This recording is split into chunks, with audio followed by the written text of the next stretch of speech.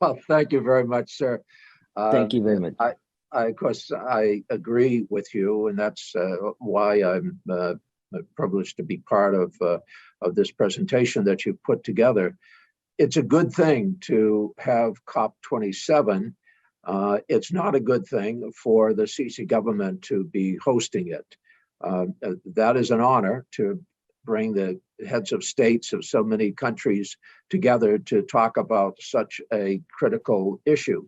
Um, uh, but again, it gives credibility to General Sisi. And I prefer to call him general because he's continuing to act like the general of a military that led a military coup. Um, I, I'm afraid, though, that as long as he has the backing of the Israeli government and the Israeli lobby in the United States, there's going to be inadequate attention given to the repression that is taking place in throughout Egypt. Thousands of people have been imprisoned. The U.S. did release money to Egypt when 500 were of those prisoners were released, but I'm sure those cells were immediately filled by more political dissidents. And of course, when we call them dissidents, these are people that are standing up for the very rights that the US and Europe take for granted, for democracy, for rule of law, for basic respect for human rights, women's rights, and of course, freedom of the press, which doesn't exist in Egypt. There are some egregious cases where people simply stated their mind or asked questions that caught the Egyptian government's attention, and they were jailed without any kind of due process. It's unacceptable. It's in many ways it's just despicable what's taking place in the great country of Egypt. But unfortunately, there are not enough people and groups like yours that are bringing the kind of worldwide attention that needs to be brought to this. There was a decent article in the Washington Post. I think it was a couple of days ago. The New York Times is covering it, but it's not going to be front page material until we can get the U.S. government or government about it. Go ahead. Yeah. No, it's not me. I think someone opened the mic. Okay. Mustafa, I think would you can you at the background, Mr. Mustafa, can you control the mics, please? Muted everybody if you can. Okay. Go ahead. Okay, thank you. So go ahead, Congressman. We have one particularly egregious case where an articulate person is and an impassioned advocate for democracy and human rights is starving himself to death. His family knows that. Anybody that is paying attention to what's going on is aware of that. But I think the Egyptian government still thinks that it can act with impunity. I'm not sure how we prevent that. They say, well, look, this is all about terrorism. When there was democracy, Mohammed Morsi brought in the Islamic Brotherhood. The Muslim Brotherhood, the people around the world don't want that. You're giving it over to extremists, etc. I'm not going to go into all that issue, but they say we are the alternative. We're modern. We want to trade with the rest of the world. We want to be part of the Western world, and compared to MBS and to some extent MBZ, Egypt is a preferable alternative. But what is happening is unacceptable. We should not allow it to be swept under the rug, so to speak, and that's what's happening largely.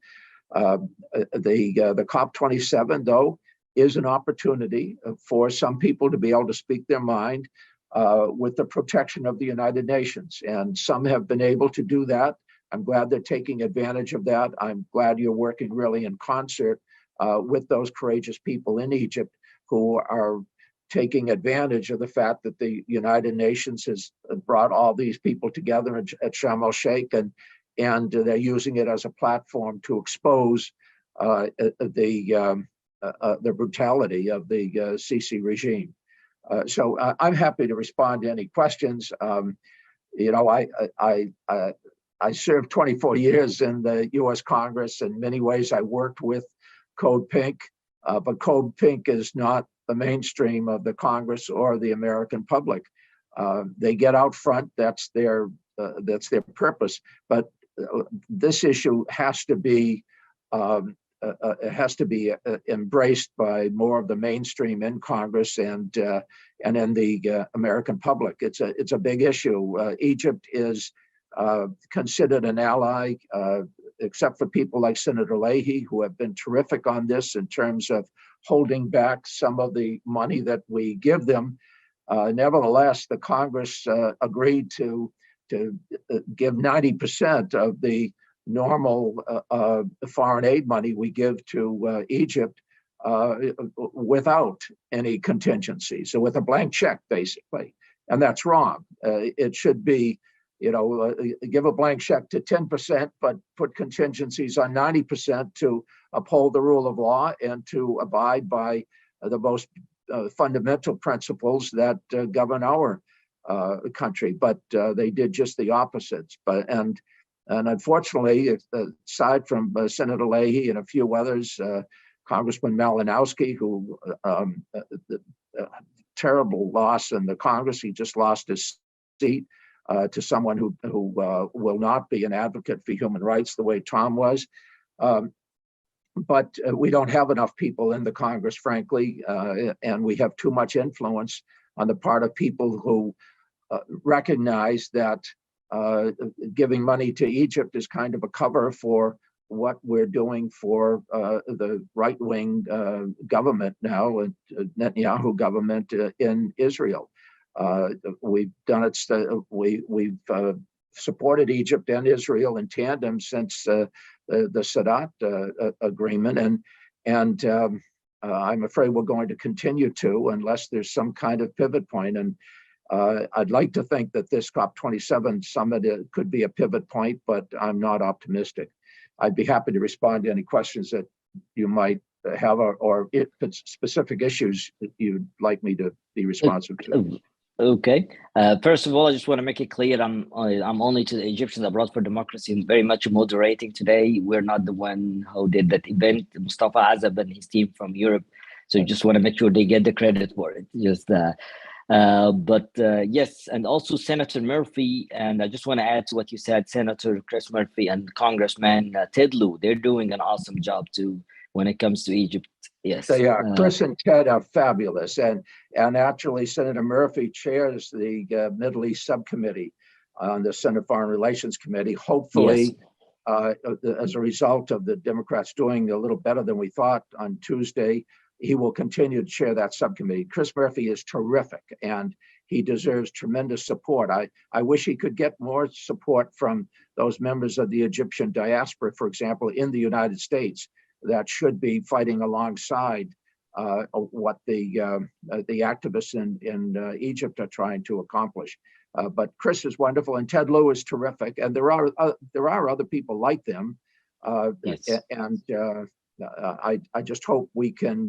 They have the kind of platform they need to change our policy. So right now, our policy is not acceptable, and as far as I'm concerned, the Biden administration has not stood up tall enough against the Sisi regime for what they would consider to be real politic reasons.